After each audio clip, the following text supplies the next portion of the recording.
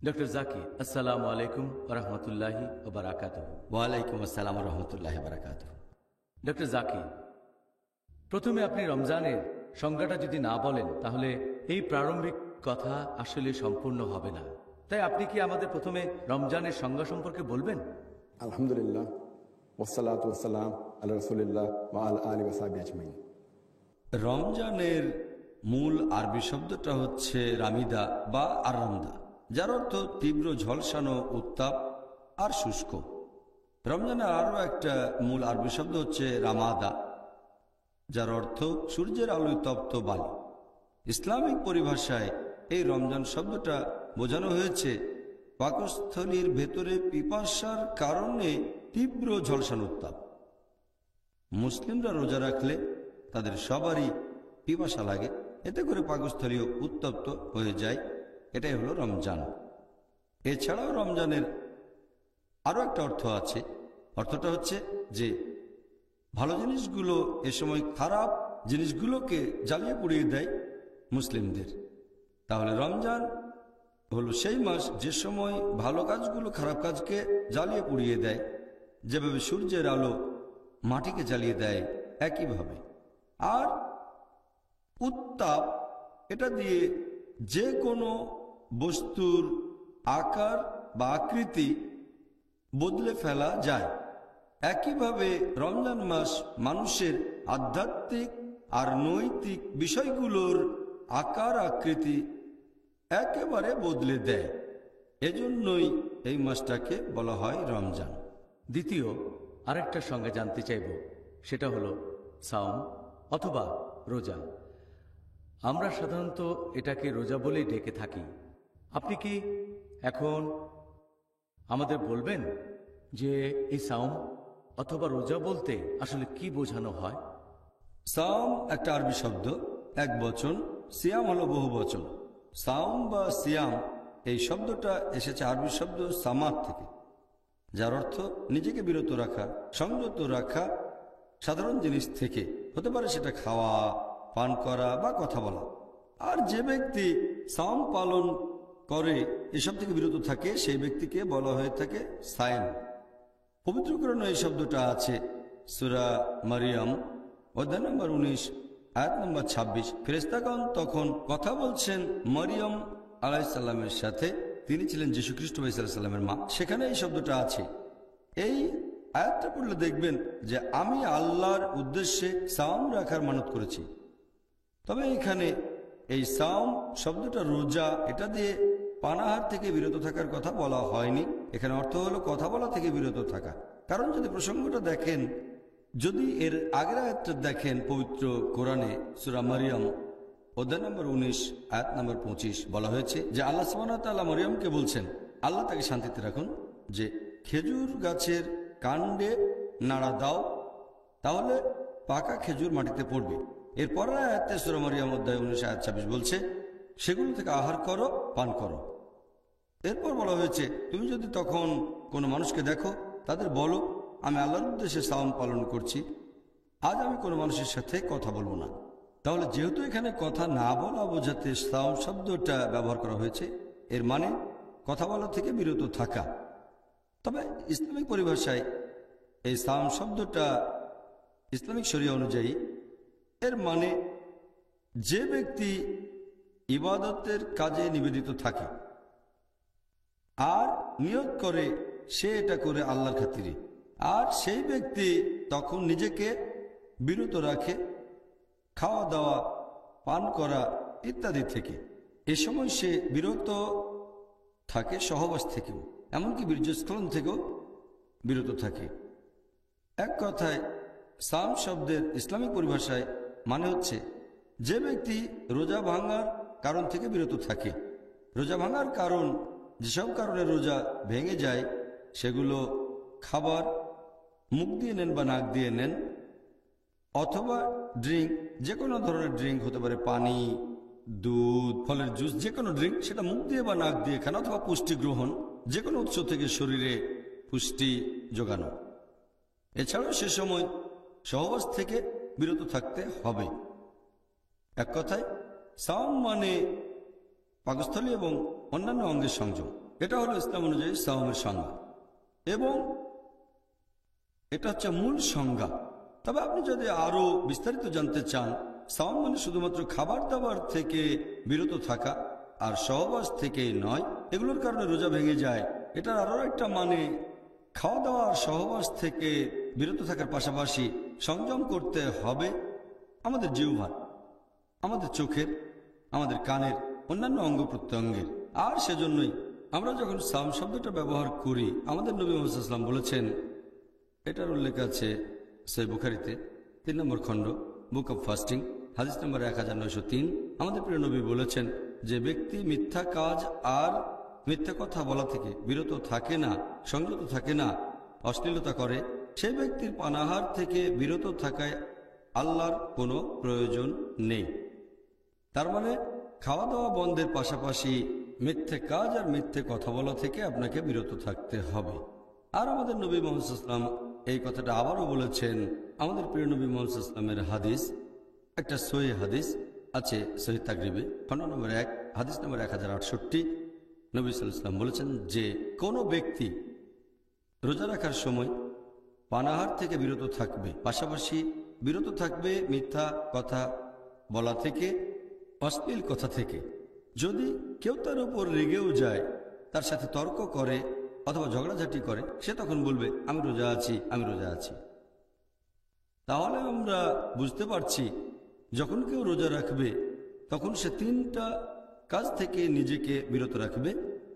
1 নম্বর হচ্ছে পাকস্থলী আর অন্যান্য অঙ্গ প্রত্যঙ্গ। রোজা ভাঙার মতো কাজ থেকে বিরত থাকবে, যেমন খাবার দাবার, পানীয় আর সহবাস।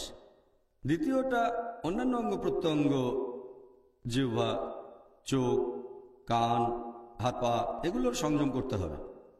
জিহ্বার সংযম মানে পেছন থেকে কারো নিন্দা করবে না, কারণ আমি কুৎসা রটাবে না, মিথ্যে কথা বলবে না, অহেতুক গল্পগুজব করবে না, কারণ আমি মিথ্যে কথা রটাবে না, অশ্লীলতা থেকে বিরত থাকবে। এরপর চোখের সংযম মানে সে এমন জিনিসের দিকে তাকাবে না যেগুলোর অনুমতি নেই, যেমন কোনো মহিলাকে দেখলে মাথা নিচু করে নেবে। রোজা রেখে অনইসলামিক সিনেমা দেখবে না, অনইসলামিক ম্যাগাজিন পড়বে না। তারপর কানে সংযম মানে এমন কিছু শোনা থেকে বিরত থাকবে যেগুলো হারাম, যেগুলো নিষিদ্ধ, যেমন মিউজিক শোনা থেকে বিরত থাকা, অনইসলামিক গান বাজনা শোনা থেকে বিরত থাকা। এভাবে শরীরের অন্যান্য অঙ্গ প্রত্যঙ্গ রোজা থাকবে। তৃতীয়টা হচ্ছে রোজা থাকা অবস্থায় মনের সংযম, এমন কাজ থেকে বিরত থাকবে যেগুলো আল্লাহর ইবাদত থেকে দূরে নিয়ে যাবে আপনাকে, ইসলাম থেকে দূরে। এই হলো সাওম শব্দের সামগ্রিকভাবে অর্থটা। সুবহানাল্লাহ, আমি যা ভেবেছিলাম এটা তার চাইতেও আরো অনেক বিস্তারিত।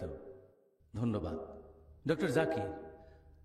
রমজান মাস বাদে আর কোনো বাধ্যতামূলক রোজা কি আছে যেটা আমাদের মুসলিমদের অবশ্যই পালন করা উচিত? রোজাকে প্রধানত 2 ভাগে ভাগ করা যায়। একটা হলো ফরজ রোজা, যেটা আবশ্যিক, আরেকটা ঐচ্ছিক রোজা, ইচ্ছে করলে করতে পারেন, এটা আবশ্যিক না। এই রোজা নিয়ে আমরা 30তম পর্বে আলোচনা করব। এখন আবশ্যিক রোজার কথা যদি বলতে হয়, এটাকে আবার 4 ভাগে ভাগ করা যায়। প্রথমটা নিয়ে আলোচনা করেছি, রমজান মাসে আমরা যে আবশ্যিক রোজা রাখি। দ্বিতীয়টা হচ্ছে কোনো লোক যদি রমজান মাসে রোজা রাখতে না পারে যে কোনো কারণে, সেই রোজাগুলো পরে রাখতে হবে, এটাকে বলা হয় কাজা রোজা রাখা।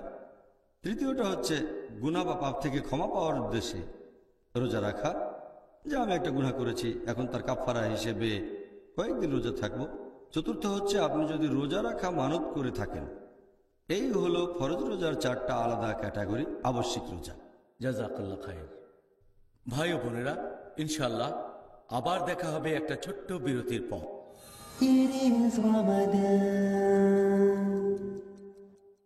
আসসালামু আলাইকুম ভাই ও বোনেরা, আবারও স্বাগত জানাই Ramzan a date with doctor Zakir. আমি আপনাদের হোস্ট ইউসুফ চেম্বার্স, আর আজকের পর্বে আলোচনার টপিক রমজান মাসের ভূমিকা। ডক্টর জাকির, এবারের প্রশ্নটাও খুব গুরুত্বপূর্ণ। রমজান, এই মাসে রোজা রাখা প্রসঙ্গে দুর্ভাগ্যজনকভাবে অনেক মুসলিম ভাই ও বোন রমজান মাসে এই বাধ্যতামূলক রোজা রাখাটা পালন করে না। আপনি কি তাদের উদ্দেশ্যে এই ব্যাপারে কোনো উপদেশ দেবেন পবিত্র কোরআন এবং নবীর সুন্নাহ থেকে, যেগুলো থেকে প্রমাণ করা যায় যে এই রমজান মাসে রোজা রাখা প্রত্যেক মুসলিমদের জন্যই বাধ্যতামূলক? পবিত্র কোরআনে অনেক আয়াত আছে, এছাড়া অনেক হাদিসও আছে, সেখানে স্পষ্ট করে বলা হয়েছে যে এটা ফরজ। রমজান মাসে রোজা রাখা প্রত্যেক মুসলিমের জন্য ফরজ, অবশ্যই পালন করতে হবে। এ ব্যাপারে ইনশাআল্লাহ আগামীকাল বিস্তারিত আলোচনা করব। আল্লাহ সুবহানাহু ওয়া তাআলা পবিত্র কোরআনে বলেছেন, সূরা বাকারা অধ্যায় নম্বর 2 আয়াত 183, या अय्युहल्लज़ीना आमनू হে মুমিনগণ, कुतिबा अलैकुमुस सियाम कमा कुतिबा अलल्लज़ीना मिन कब्लिकुम लअल्लकुम तत्तकून। যার অর্থ হে মুমিনগণ, তোমাদের জন্য সিয়ামের বিধান করা হয়েছে যেমন করে এই বিধান দেওয়া হয়েছিল তোমাদের পূর্ববর্তীগণকে, যাতে করে আত্মসংযম শিখতে পারো। এখানে যে আরবি শব্দটা আছে সেটা কুতিবা, মানে বিধান করে দেয়া, নির্দিষ্ট করে দেয়া। অন্যান্য ফরজ কাজগুলোর পাশাপাশি বিধান করে দেওয়া হয়েছে, তোমাদের জন্য আবশ্যক করা হয়েছে যে তোমরা রোজা রাখো। তোমাদের পূর্ববর্তীদের জন্য এটা আবশ্যক করা হয়েছিল, তার মানে আমাদের আগে অন্যদের জন্য এটা আবশ্যক ছিল, ইহুদি আর খ্রিস্টান এদের জন্য, তারপর আবশ্যক করা হয়েছে মুসলিমদের জন্য, या अय्युहल्लज़ीना आमनू মুমিনদের জন্য। এছাড়াও বলা হয়েছে 1 নম্বর এটা তোমাদের জন্য আবশ্যক, 2 নম্বর তোমাদের আগে যারা ছিল তাদের জন্য, 3 নম্বর পয়েন্ট लअल्लकुम तत्तकून। তোমরা যাতে শিখতে পারো আত্মসংযম। এই আরবি শব্দ তাত্তাকুন এর মূল শব্দটা ওয়াকাহ। তাকওয়া শব্দটা ওয়াকা থেকে এসেছে, যার মানে হচ্ছে আপনি আল্লাহ তাআলার শাস্তিকে ভয় পাবেন। এক কথায় তাকওয়া শব্দের অর্থ হচ্ছে আল্লাহ সুবহানাহু ওয়া তাআলাকে মেনে চলা, ধার্মিকতা আর ন্যায়নিষ্ঠতা। এখানে আল্লাহ বলেছেন তোমাদের জন্য রোজার বিধান দেওয়া হয়েছে যাতে করে তোমরা শিখতে পারো আত্মসংযম, যাতে শিখতে পারো তাকওয়া, যাতে তাকওয়া বৃদ্ধি করতে পারো আল্লাহকে মেনে চলায়, ন্যায়নিষ্ঠতায়, ধার্মিকতায়। আর যখন কেউ রোজা রাখে তখন যেটা হয় সে ক্ষুধার্ত থাকে। দেখবেন যখন কেউ ভর পেটে থাকে সেটাই তাকে এনার্জি দেয়। অনেক সময় সে এই এনার্জি থেকেই নিষিদ্ধ কাজ করে, যেটা আসলে ঠিক না। যখন রোজা রাখবেন তখন খারাপ কাজ করার প্রবণতাটা কমে যাবে আর তাকওয়া ব্যারোমিটার উপরে উঠে যাবে। সেজন্য রোজা পালন করলে আপনি মুত্তাকি হতে পারবেন, তাকওয়া বৃদ্ধি করতে পারবেন।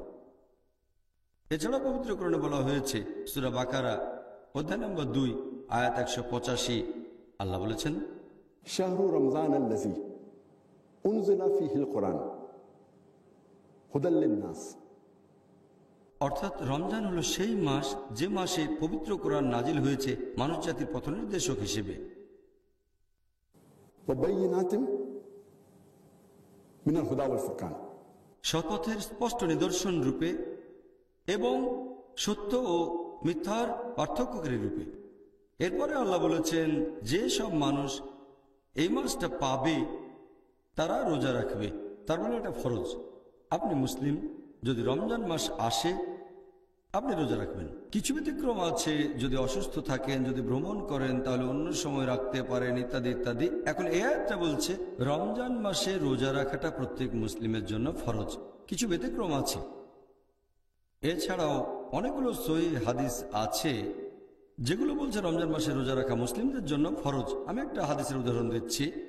আমাদের প্রিয় নবী সাল্লাল্লাহু আলাইহি সাল্লাম বলেছেন, এটা আছে সহিহ বুখারী খণ্ড নম্বর 1 বুক অব ইমান হাদিস নম্বর 8। আমাদের নবী বলেছেন ইমানের ভিত্তি হলো 5টা স্তম্ভ। প্রথমটা হলো লা ইলাহা ইল্লাল্লাহ মুহাম্মাদুর রাসূলুল্লাহ, আল্লাহ ছাড়া কোনো উপাস্য নেই আর নবী মুহাম্মদ সাল্লাল্লাহু আলাইহি ওয়াসাল্লাম আল্লাহর প্রেরিত রাসূল। দ্বিতীয়টা হচ্ছে সালাত কায়েম করা, নামাজ আদায় করা। তৃতীয় হলো যাকাত দেয়া, গরিবদের জন্য দান করা। চতুর্থ হলো হজ পালন করা, পবিত্র শহর মক্কায় গিয়ে হজ করা।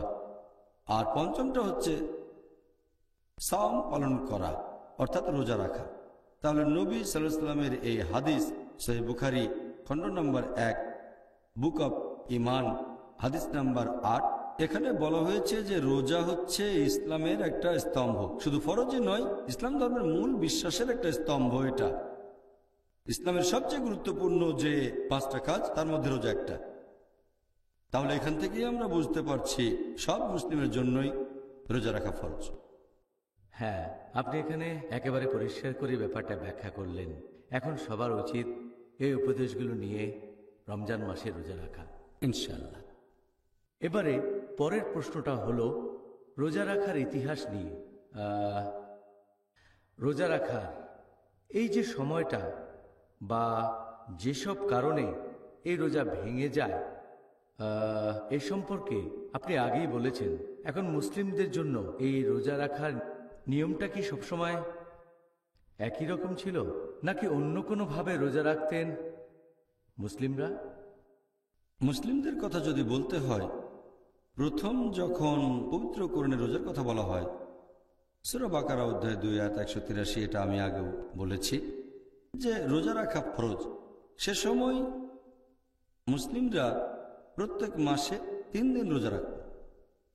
পরবর্তীতে যখন আরেকটা আয়াত নাজিল হলো সূরা বাকারা অধ্যায় 2 আয়াত 185, এটার কথা আগে বলেছি আমি, যে এই পবিত্র রমজান মাসে কোরআন নাজিল হয়েছে মানুষ জাতির পথ নির্দেশক হিসেবে, সৎপথের নিদর্শন হিসেবে, আর সত্য মিথ্যার পার্থক্যকারী রূপে। সুতরাং যেসব মুসলিম এই মাসটা পাবে তারা রোজা রাখবে। তখন থেকে মুসলিমদের জন্য ফরজ হলো যে তারা পুরো রমজান মাসটা রোজা রাখবে। প্রথমে রোজা থাকতো প্রত্যেক মাসে 3 দিন, তারপর হলো পুরো 1 মাস রোজা শুধু রমজান মাসে। এরপর রোজার সময় কি কি করা যাবে না, যেসব কাজ করলে রোজা ভাঙবে, তারা একটা হচ্ছে সহবাস করা নিজের স্ত্রীর সাথেও। প্রথম দিকে যখন সূরা বাকারা অধ্যায় 2 আয়াত 185 নাজিল হয়েছিল, সেখানে এই ব্যাপারে বিস্তারিত বলা হয়নি। তাই সে সময় মুসলিমরা স্ত্রীর সাথেও সহবাস করা থেকে বিরত থাকত পুরো রমজান মাস, এমনকি রাতের বেলাতেও। তখন অনেক সাহাবী অনেক মুসলিমদের জন্যই কষ্টকর হয়ে দাঁড়ালো। এ প্রসঙ্গে আমার একটা ঘটনা মনে পড়ে গেল। পবিত্র কোরআনের একটা তাফসিরে এটার উল্লেখ করা হয়েছে। তাফসির আল কুরতুবী খণ্ড নম্বর 2 পৃষ্ঠা নম্বর 210, এখানে বলা হয়েছে যে ওমর বিন খাত্তাব রাদিয়াল্লাহু আনহু একবার নবীর সাথে কথা বলার পর বেশ রাত করে বাসায় ফিরলেন। তখন তার ইচ্ছে হলো স্ত্রী সহবাস করবেন। তিনি সেই রাতে স্ত্রীর সাথে সহবাস করলেন।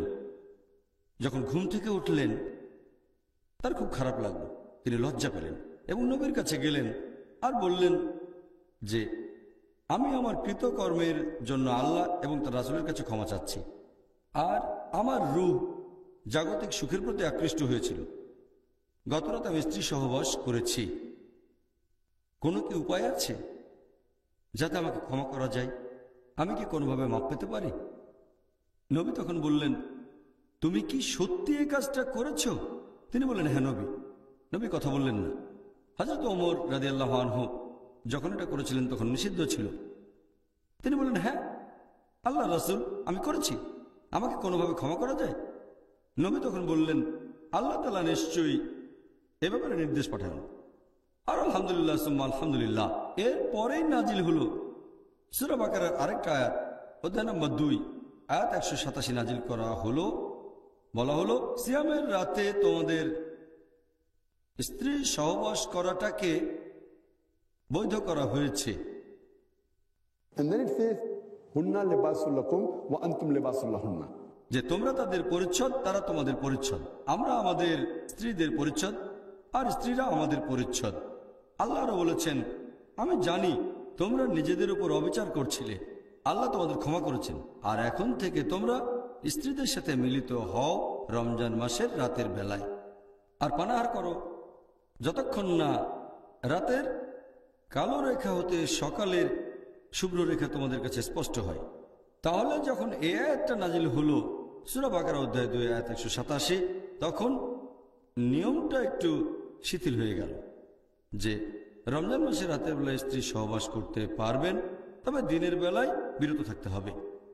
এছাড়াও খাওয়া দাওয়ার কথা বলতে গেলে প্রথম দিকে সূরা বাকারা অধ্যায় 2 আয়াত 187 নাজিল হওয়ার আগে মুসলিমরা খাওয়া দাওয়া করত সূর্য ডোবার পরে, যখন ঘুমিয়ে পড়ত তারপর খেতে পারত না। এরপর তারা আবার খেত তার পরের দিন সূর্য ডুবার পরে। একবার একটা ঘটনা ঘটলো যে এক সাহাবী কায়েস রাদিয়াল্লাহু আনহু, তিনি খুব পরিশ্রম করতেন, সে সময় রোজা ছিলেন। সূর্য ডুবে গেলে তিনি বাসায় আসলেন আর তার স্ত্রীকে বললেন যে আমাকে কিছু খেতে দাও। স্ত্রী বললেন ঘরে তো কোনো খাবার নেই, আমি বাইরে থেকে খাবার নিয়ে আসি। তার স্ত্রী খাবার আনতে চলে গেলেন। কায়েস খুবই ক্লান্ত ছিলেন, সারাদিন কাজ করেছেন। তার স্ত্রী খাবার নিয়ে আসতে আসতে তিনি ঘুমিয়ে পড়লেন। যখন স্ত্রী খাবার নিয়ে ঘরে আসলেন তিনি দেখলেন যে তার স্বামী ঘুমিয়ে পড়েছেন। তাহলে তো কিছু করার নেই, ঘুমিয়ে পড়লে তো আর খাওয়া যাবে না। এভাবে সেই রাতে তিনি কিছু খেলেন না। পরের দিনও রোজা থাকলেন আর সেদিন বিকেলের দিকে অসুস্থ হয়ে পড়লেন। লোকজন তখন নবীর কাছে বলল যে এরকম ঘটনা ঘটেছে, একবার ঘুমিয়ে পড়লে তো আর খাওয়া যাবে না। তারপর কোরআনের এই আয়াতটা নাজিল হলো, সূরা বাকারা অধ্যায় 2 আয়াত 187। বলা হয়েছে সিয়ামের রাতে স্ত্রী সহবাস এবং পানাহার করতে পারবে যতক্ষণ না রাতের কালো রেখা সকালের শুভ্র রেখা থেকে স্পষ্ট হয়। তখন থেকে হলো সেই নিয়ম যেটা এখন আমরা মানি, যে রোজা মানে আপনি খাবার পানীয় বা পুষ্টি থেকে বিরত থাকবেন, সহবাস করা থেকেও বিরত থাকবেন, সূর্যোদয় থেকে শুরু করে সূর্যাস্ত পর্যন্ত। আর নিয়ত করবেন যে এটা করছেন আল্লাহ তাআলার জন্য, এটা ইবাদতের একটা অংশ। এটা হলো সংক্ষেপে আমাদের রমজানের ইতিহাস। ব্যাপারটা খুব ইন্টারেস্টিং। আমরা সাহাবীগণের তুলনায় অনেক বেশি সুবিধা পেয়েছি, আলহামদুলিল্লাহ। ভাই ও বোনেরা, ইনশাল্লাহ আবার দেখা হবে একটা ছোট্ট বিরতির পর।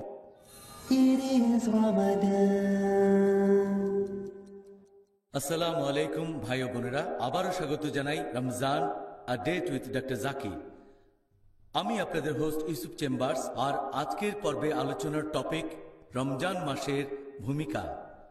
ডক্টর জাকির, এখন আপনি আমাদের একটু আগেই বললেন রোজা রাখার ইতিহাস সম্পর্কে।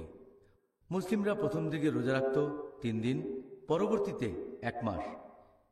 এই বিষয়টাকে পবিত্র কোরআনের পরস্পর বিরোধী বলা যায় কি? পবিত্র কোরআনে পরস্পর বিরোধী কোনো কথা নেই।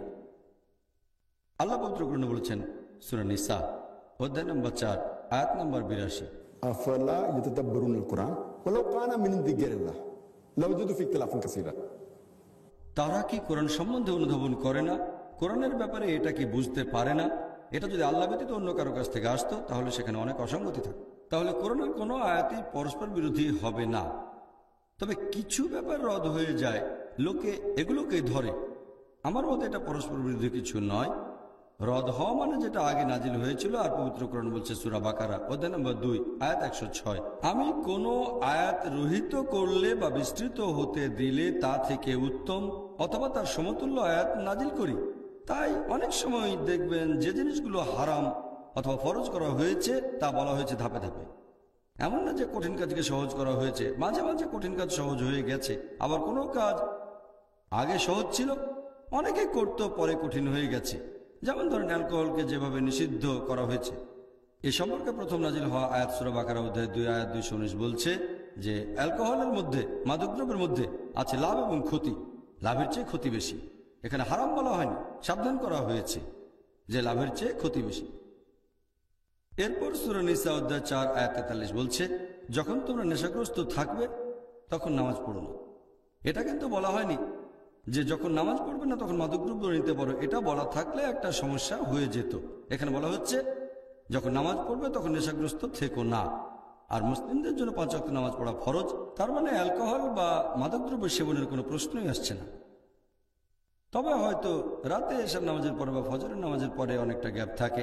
এরপর নাজিল করা হলো সূরা মাইদা অধ্যায় 5 আয়াত 90, या अय्युहल्लज़ीना आमनू হে মুমিনগণ, इन्नमल खम्रु वल मैसिरु নিশ্চয়ই মদ পান করা এবং জুয়া খেলা, वल अंसाबु वल अज़लामु মূর্তি পূজার বেদী, ভাগ্য নির্ণায়ক স্বর, रुज्तुम मिन अमलि शैतान এগুলো সব শয়তানের কাজ। फज्तनिबू लअल्लकुम तुफलिहुन। এগুলো বর্জন করো যাতে সফল কাম হতে পারো। তাহলে আমরা দেখতে পাচ্ছি যে অ্যালকোহল বা মাদকদ্রব্যকে নিষিদ্ধ করা হয়েছে ধাপে ধাপে। প্রথমে শুধু সাবধান করা হলো যে লাভের চেয়ে ক্ষতি বেশি, তারপর নামাজের সময় নিষেধ, তারপরে পুরোপুরি নিষেধ। একইভাবে রোজার ব্যাপারেও কোরআনে কোনো আয়াতই পরস্পর বিরোধী হবে না। অনেকে এভাবে বলে যে কোরআন এখন একটা বলছে তারপরে অন্য কথা। আমি তাদের সঙ্গে একমত নই। রদ করা মানে পরস্পর বিরোধী নয়। এর মানে হচ্ছে সূরা মাইদা অধ্যায় 5 আয়াত 90, এর মধ্যে সেই দুটো আয়াতও আছে। এটা যখন সব সময় নিষিদ্ধ, তাহলে নামাজ পড়ার সময়ও নিষিদ্ধ হবে। একইভাবে সূরা বাকারা অধ্যায় 2 আয়াত 183, এখানে বলা হয়েছে যে রোজা রাখা ফরজ। এখানে 3টা দিন নির্দিষ্ট করে দেওয়া হয়নি। এই নিয়মটা এসেছে অন্য জায়গা থেকে, কোরআন নির্দিষ্ট করে বলেনি, শুধু বলেছে রোজা রাখা ফরজ। এরপর সূরা বাকারা অধ্যায় 2 আয়াত 185 বলছে যে তোমরা পুরো রমজান মাস রোজা রাখবে। তাহলে প্রথম দিকে মুসলিমরা যে মাসে 3 দিন রোজা রাখত, এটা তারা জেনেছিল অন্য জায়গা থেকে। যদি কোরআনে কথা বলতো যে মাসে 3 দিন রোজা রাখবে, এমন হলে 1 মাসের কথাটা পরস্পর বিরোধী হয়ে যেত। এছাড়াও প্রথম দিকে মুসলিমরা যেটা করতো, সূরা বাকারা অধ্যায় 2 আয়াত 184 বলছে যে তোমরা রোজা রাখবে, তবে রোজা রাখতে যারা পারবে না বিভিন্ন অসুবিধার কারণে, তাদের অপশন দুটো, হয় রোজা রাখবে নয়তো গরিব কোনো লোককে খাইয়ে দেবে, অভাবগ্রস্তকে। তখনকার দিনে এটা ফরজ ছিল না। যদি রোজা রাখা কঠিন হয়ে যায়, রোজা থাকতে পারেন অথবা গরিব লোককে খাওয়াতে পারেন, রোজা রাখাটা বেশি ভালো, ফরজ না। এই আয়াতটা প্রথমে, তারপর যখন সূরা বাকারা অধ্যায় 2 আয়াত 185 নাজিল হলো, তখন রোজা সবার জন্য ফরজ হয়ে গেল। প্রথম আয়াতটাতে বলা হয়েছে তাদের কথা যারা অসুস্থ, খুবই অসুস্থ, অথবা যারা অনেক বয়স্ক, তার মানে তাদের ইচ্ছা আছে কিন্তু শারীরিকভাবে তারা রোজা রাখতে সক্ষম না। তাহলে যদি অসুস্থ থাকেন, হয়তো অনেকদিন ধরে বিছানায় পড়ে আছেন, সুস্থ হয়ে উঠছেন না, অথবা আপনার বয়স অনেক বেশি, এখন আর রোজা রাখতে পারছেন না, প্রত্যেকটা দিনই আমাদের বয়স বেড়ে চলেছে, তাহলে যদি কষ্ট করে রোজা রাখেন ভালো, তা না হলে অভাবগ্রস্ত লোককে খাইয়ে দেন, কোনো গরিবকে। একইভাবে সহবাসের ক্ষেত্রেও নিয়মটা, প্রথম দিকে নিয়মটা ছিল পুরো রমজান মাসে স্ত্রীর সাথে সহবাস করতে পারবেন না পুরো 1 মাস। কোরআন কিন্তু একথা বলেনি, কোরআন শুধু বলেছে রমজান মাসে তোমরা রোজা রাখো। এটা তারা জেনেছে অন্য উৎস থেকে, কোরআনের কথা পরস্পর বিরোধী না। প্রথম দিকে মুসলিমরা রোজা রাখতো 3 দিন, এটা বেশ সহজ ছিল। তখন রোজা রাখা যদি কঠিন হয়ে যায়, না চাইলে রোজা রাখবেন না, গরিব লোককে খাইয়ে দেন, তাহলে প্রথম দিকে এটা সহজ ছিল। পরবর্তীতে কঠিন হয়ে গেল। স্ত্রী সহবাসের ব্যাপারে বলতে গেলে প্রথমে এটা কঠিন ছিল, 1 মাস সহবাস করবেন না, তারপর আল্লাহ সহজ করে দিলেন। কোরআনের কোনো আয়াতে পরস্পর বিরোধী না। তবে যেহেতু পবিত্র কোরআন নাজিল হয়েছে 22.5 বছর ধরে, সেখানে কিছু জিনিস নিষিদ্ধ করা হয়েছে একেবারে শুরুতেই, আর কিছু ধাপে ধাপে। কিছু জিনিস ফরজ করা হয়েছে শুরুতেই, কিছু ধাপে ধাপে। রোজা রাখাটা যেহেতু লোকজনের জন্য কঠিন ছিল, তাই ধাপে ধাপে এসেছে। তবে আলহামদুলিল্লাহ, কোরআনের একটা আয়াতও আরেকটার সাথে পরস্পর বিরোধী হবে না, আলহামদুলিল্লাহ। আলহামদুলিল্লাহ। আমার তো মনে হচ্ছে এটা আল্লাহ সুবহানাহু ওয়া তাআলার, আলহামদুলিল্লাহ, এটা মানুষ জাতির জন্য একটা রহমত। আল্লাহ তাআলার বিধান প্রয়োগ করার জন্য আমরা এখন থেকে সুযোগ পাচ্ছি। পরের প্রশ্ন, এই প্রশ্নটাও যথেষ্ট গুরুত্বপূর্ণ। যখন আমরা রোজা রাখি, এটার মানে কি আমরা শুধু খাবার দাবার, পানীয়, সহবাস, এরকম বিভিন্ন কাজ থেকে নিজেদেরকে বিরত রাখব? একজন রোজদারের জন্য যে কাজগুলো করা ফরজ, এ ব্যাপারে আমি আগে বলেছি। এর একটা হচ্ছে সেই সব কাজে বিরত থাকা যেগুলোতে রোজা ভেঙে যায়, যেমন খাবার, পানীয় আর সহবাস করা। তবে এগুলো ছাড়াও আরেকটা গুরুত্বপূর্ণ জিনিস হচ্ছে রোজার নিয়ত, রোজার উদ্দেশ্য।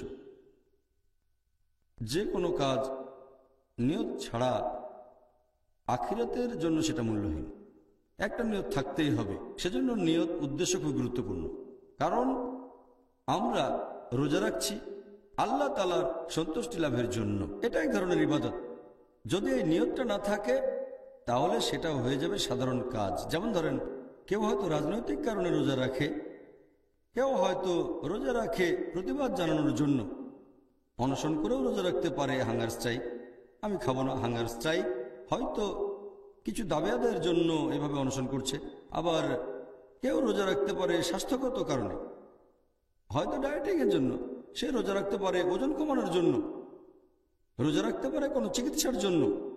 তবে এইসব রোজায় সেরকম কোনো নিয়ত থাকে না। নিয়ত হবে আল্লাহ তাআলাকে সন্তুষ্ট করা। আর সেজন্যই ইসলামিক শরিয়া অনুযায়ী রোজার সময় শুধু বিভিন্ন কাজ থেকে বিরত থাকলেই চলবে না, শুরুতে একটা নিয়ত থাকতে হবে। আর নিয়ত ছাড়া রোজা রাখাটা অর্থহীন। এটা খুবই গুরুত্বপূর্ণ। রোজা সহ অন্যান্য আরও কাজেও নিয়ত করাটা হচ্ছে আবশ্যিক। আমাদের প্রিয় নবী মুহাম্মদ সাল্লাল্লাহু আলাইহি ওয়াসাল্লাম বলেছেন, এটা উল্লেখ আছে সহিহ মুসলিমে, খণ্ড নম্বর 2, বুক অব জাকাত, অধ্যায় নম্বর 370, হাদিস নম্বর 2198। আমাদের প্রিয় নবীজি বলেছেন যে যখন তোমরা তোমাদের স্ত্রীর সাথে সহবাস করার নিয়ত করবে, তোমাদের নিয়ত হবে পরোপকার করার সমান। সাহাবেগণ বললেন, স্ত্রীর সাথে সহবাস করা পরোপকার কিভাবে হে আল্লাহর রাসূল? নবী বললেন, তোমরা যদি এমন কারোর সাথে সহবাস করো যে তোমার স্ত্রী নয়, যে কাজটা করো বেআইনি, সেটা তো পাপ, তাই না? তারা বললেন, ইয়া রাসূলুল্লাহ, হ্যাঁ এটা পাপ। তাহলে তুমি তোমার স্ত্রীর সাথে সহবাস করলে তো গুনাহ হবে না, আর নিয়ত করবে, সেজন্যই এটা হবে একটা ভালো কাজ। তার মানে নিয়ত খুবই গুরুত্বপূর্ণ। যখনই নিয়ত করেছেন সেজন্য সব পাবেন।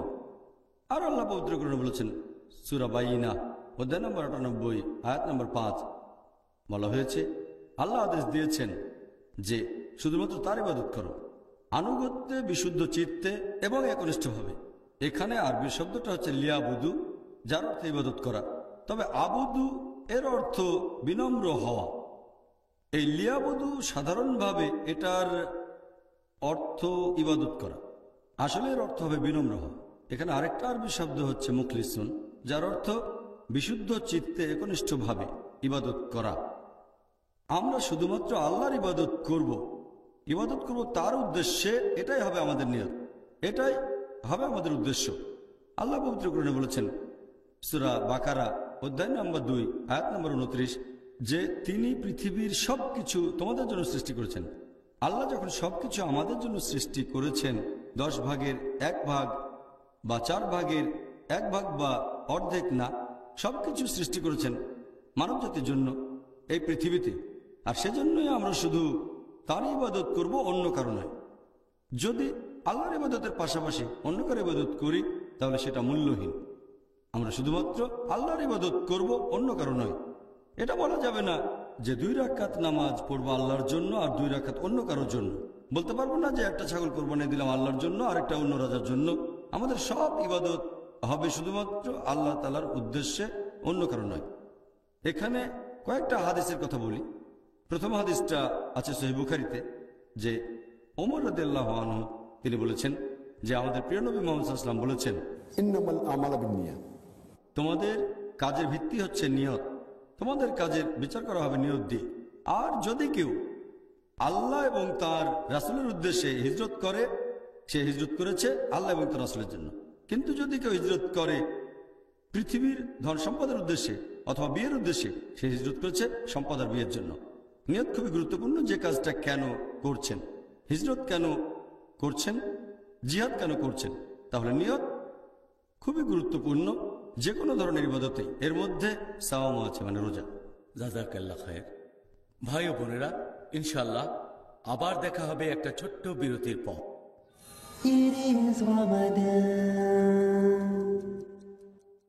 আসসালামু আলাইকুম ভাই ও বোনেরা, আবারও স্বাগত জানাই Ramzan a date with doctor Zakir. আমি আপনাদের হোস্ট ইউসুফ চেম্বার্স। আর আজকের পর্বে আলোচনার টপিক রমজান মাসের ভূমিকা। ডক্টর জাকির, এবারে নিয়ত নিয়ে আমাদের আরো প্রশ্ন এই বিষয়টাতেই আছে। কেউ যদি রোজা রেখে, তাকে কি এজন্য সবসময় আগে নিয়ত করতে হবে? আর দ্বিতীয়ত, নিয়ত করার সময়টা আপনি কি এই ব্যাপারে কিছু বলবেন? নিয়তের কথা যদি বলতে হয়, এটা আগেও বলেছি যে নিয়ত করাটা ফরজ।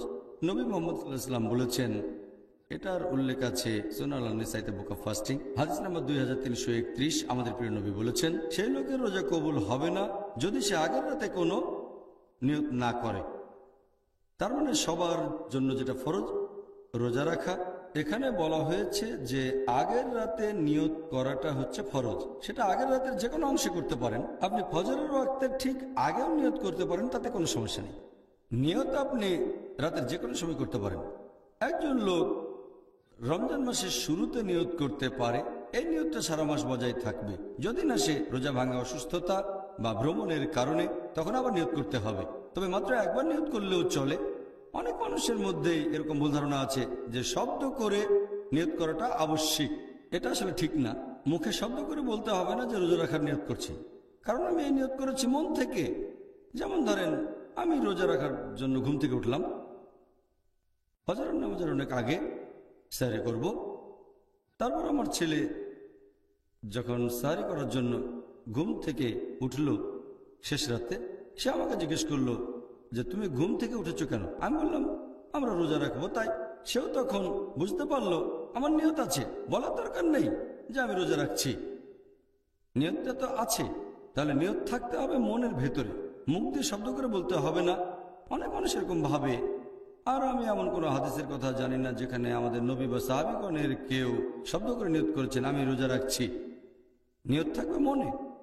আর 1 মাস রোজার জন্য একবার নিয়ত করলে যথেষ্ট। এর মধ্যে ভাঙলে আবার নিয়ত করতে হবে। তবে এটা শুধু ফরজ রোজার ক্ষেত্রে।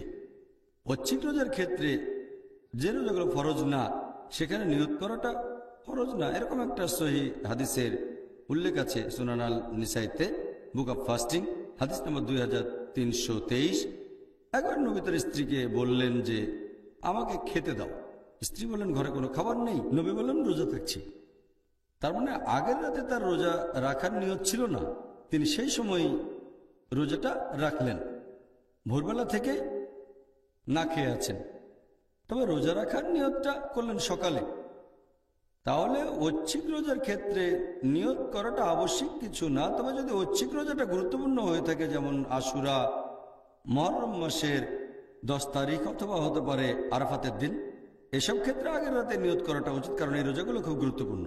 অন্যান্য ঐচ্ছিক রোজাগুলোর ক্ষেত্রে আগের রাতে নিয়ত করাটা আবশ্যিক না। নিয়তের ক্ষেত্রে আরও 3টা জিনিস খুবই গুরুত্বপূর্ণ। 1 নম্বর, যদি কেউ জোর করে আর তখন কোনো নিয়ম ভাঙলে মাপ পাওয়া যেতে পারে, অথবা ভুল করে যদি কেউ নিয়ম ভাঙে, আল্লাহ পবিত্র কোরআনে বলেছেন সূরা নাহল অধ্যায় নম্বর 16 আয়াত নম্বর 106, যদি কেউ আল্লাহর উপর ঈমান আনে তারপর যদি সে অবিশ্বাসের কোনো কাজ করে, তার মানে কুফরি করে। যদি জোর করা না হয়, তার মানে জোর জবরদস্তির কারণে যদি কুফরি বা শিরক করেন, আল্লাহ ক্ষমা করতে পারেন। যদি কেউ জোর করে কারো রোজা ভাঙিয়ে দেয় কিন্তু তার নিয়ত আছে, আল্লাহ ক্ষমা করতে পারেন। আর আল্লাহ কোরআনে বলেছেন সূরা বাকারা অধ্যায় 2 আয়াত নম্বর 286 যে হে প্রতিপালক, আমাদের পাকড়াও করো না, আমাদের তুমি দায়ী করো না যদি আমরা কখনো বিস্তৃত হয়ে যাই অথবা ভুল করে ফেলি। তাহলে যদি কেউ রোজার সময় ভুল করে পানি খেয়ে ফেলে, আল্লাহ ক্ষমা করতে পারেন। অথবা যদি কোনো রকম ভুল করে, আল্লাহ হয়তো ক্ষমা করবেন। এ ব্যাপারে পরে আলোচনা করব। সুবহানাল্লাহ, আপনি অনেক গুরুত্বপূর্ণ কিছু কথা জানালেন।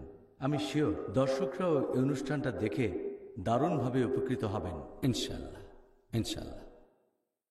আরেকটা বিষয় নিয়ে আমি কিছুদিন সমস্যার মধ্যে ছিলাম। সেটা হলো যে রোজা রাখা তো ইসলাম ধর্মের একটা স্তম্ভ, তাই না? এখন আল্লাহর ইবাদত করার এই যে পদ্ধতি, এটার সাথে ইসলামের অন্য 4টা স্তম্ভ, এর মধ্যে কোনো পার্থক্য আছে? একথা আমি আগেও বলেছি যে ইসলামের 5টা স্তম্ভ, আর এর সবগুলো গুরুত্বপূর্ণ।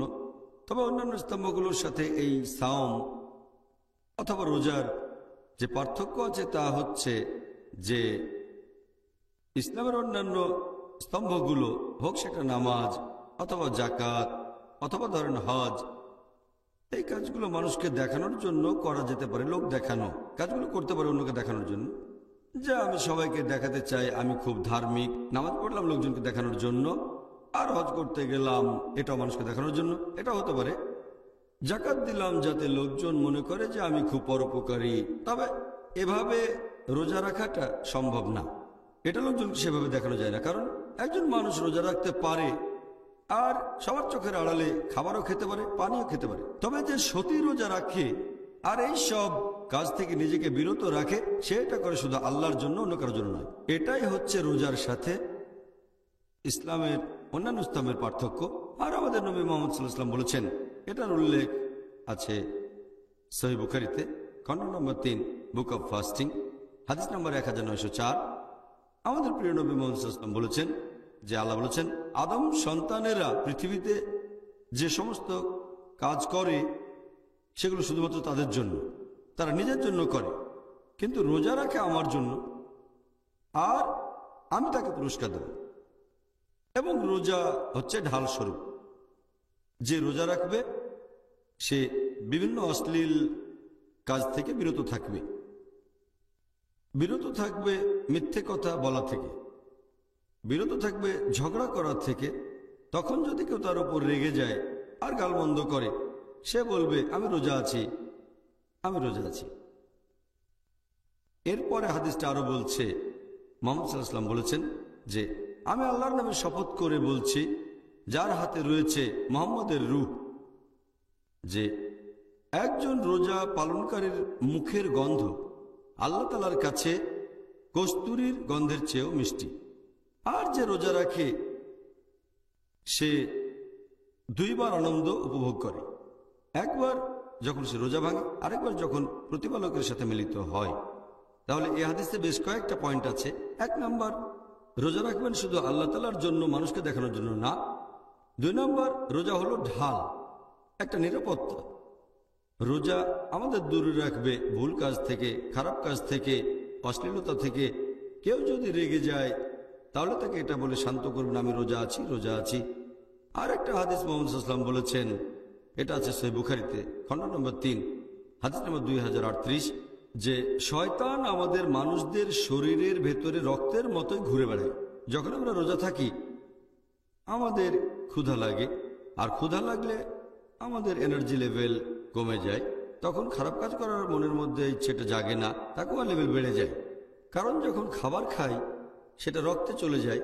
যখন সংযত থাকি তখন শয়তানের পদচিহ্ন অনুসরণের ক্ষেত্রেও সংযত হয়ে যায়। সেজন্য আমরা যখন রোজা রাখি আমাদের তাকওয়া লেভেলটা বেড়ে যায়। ডক্টর জাকির, রমজান এটা আসলে একটা অসাধারণ মাস, আর আমি নিজেও এটা ভালোভাবে উপলব্ধি করেছি যে এই পবিত্র রমজান মাসে সব মুসলিম ভাই বোনদের মধ্যে সুন্দর একটা বন্ধন তৈরি হয়। এই রমজান তার ভ্রাতৃত্ববোধ সম্পর্কে বিশেষ কিছু কি বলা হয়েছে? আমাদের প্রিয় নবী মুহাম্মদ সাল্লাল্লাহু আলাইহি ওয়াসাল্লাম বলেছেন যে মুসলিমরা হলো একটা শরীর, পৃথিবীর সব মুসলিম তারা একটা শরীর। আর আপনারা যদি ভালো করে দেখেন পৃথিবীর মুসলিমরা তারা আলাদা। আমরা বিভিন্ন গোত্রের, আমাদের মুখের ভাষা আলাদা, আমাদের গায়ের রং আলাদা, আমাদের জাতি আলাদা, তারপর আমাদের দেশও আলাদা। মুসলিমরা এখন বিভিন্ন গোত্রের আলাদা, তবে একটা দিকে আমরা সবাই এক, লা ইলাহা ইল্লাল্লাহ মুহাম্মাদুর রাসূলুল্লাহ, অর্থাৎ আল্লাহ তাআলা ব্যতীত অন্য কোনো উপাস্য নেই, আর নবী মুহাম্মদ সাল্লাল্লাহু আলাইহি ওয়াসাল্লাম আল্লাহর রাসূল। তাহলে এই কালেমার উপর ভিত্তি করে আমরা পৃথিবীর সব মুসলিম এক। আল্লাহ পবিত্র কোরআনে বলেছেন সূরা হুজুরাত অধ্যায় নম্বর 49 আয়াত নম্বর 13, يا أيها الناس إنا خلقناكم من ذكر وأنثى وجعلناكم شعوبا وقبائل لتعارفوا إن أكرمكم عند الله أتقاكم إن الله عليم خبير। যার মানে, হে মানুষ জাতি, আমি তোমাদের সৃষ্টি করেছি একজোড়া পুরুষ ও নারী হতে, পরে তোমাদের বিভক্ত করেছি বিভিন্ন জাতি ও গোত্রে, যাতে তোমরা একে অন্যের সাথে পরিচিত হতে পারো। এমন না যে একে অন্যকে ঘৃণা করবে। আর আল্লাহর কাছে সেই ব্যক্তি অধিক মর্যাদা সম্পন্ন যার রয়েছে তাকওয়া। আল্লাহ সুবহানাহু ওয়া তাআলার কাছে আমাদের বিচার করার মানদণ্ড সেটা গোত্র না, বর্ণ না, জাতি না, সেটা লিঙ্গ না, ধন সম্পদ না, সেটা হলো তাকওয়া, আল্লাহ তাআলাকে মেনে চলা ধার্মিকতা। আর এই পবিত্র রমজান মাসে আল্লাহ কোরআনে বলেছেন সূরা বাকারা অধ্যায় 2 আয়াত 183, লাআল্লাকুম তাত্তাকুন, যাতে করে তোমরা হতে পারো মুত্তাকি, তোমাদের তাকওয়া বাড়াতে পারো। আমাদের তাকওয়া যত বাড়বে পৃথিবীর মুসলিমরা আমরা তত বেশি একতাবদ্ধ হব। আমরা তো একটাই জাতি, গোত্র বা বর্ণ আমাদের আলাদা করতে পারে না, আমরা এক জাতি। আর এই পবিত্র রমজান মাসে আমাদের তাকওয়া বেড়ে যায়, আমাদের একতা বেড়ে যায়। আর এই একতার সবচেয়ে বড় উদাহরণ আমরা দেখেছি নবী সাল্লাল্লাহু আলাইহি ওয়াসাল্লামের সময়।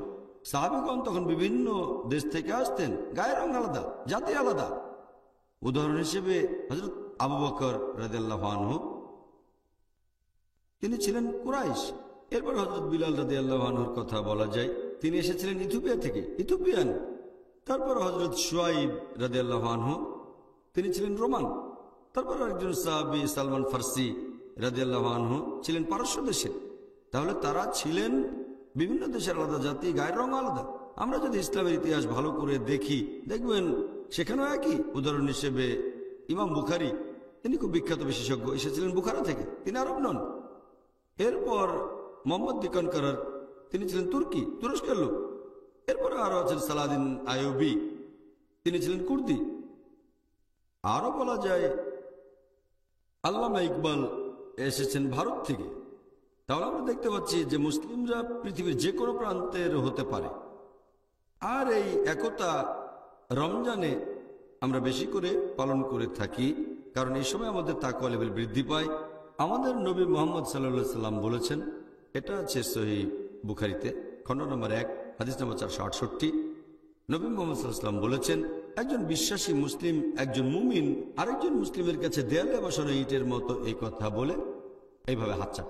আমাদের প্রিয় নবী আরো বলেছেন, এই হাদিসটা আছে সহিহ মুসলিমে খণ্ড নম্বর 4 হাদিস নাম্বার 6219, যে আমাদের নবী বলেছেন, একজন মুসলিম কখনোই আরেকজন মুসলিমের উপর অত্যাচার করবে না, সে তাকে বাধা দেবে না, তার কাছে মিথ্যে বলবে না, সবসময় সত্যি কথা বলবে। আর একজন মুসলিম কখনোই আরেকজন মুসলিমের বিরুদ্ধে যাবে না। নবী আমাদেরকে এরকম একতার কথাই শিখিয়েছেন। এটা আমরা ভালোভাবে বুঝতে পারি এই পবিত্র রমজান মাসে। জাযাকাল্লাহ খায়ের।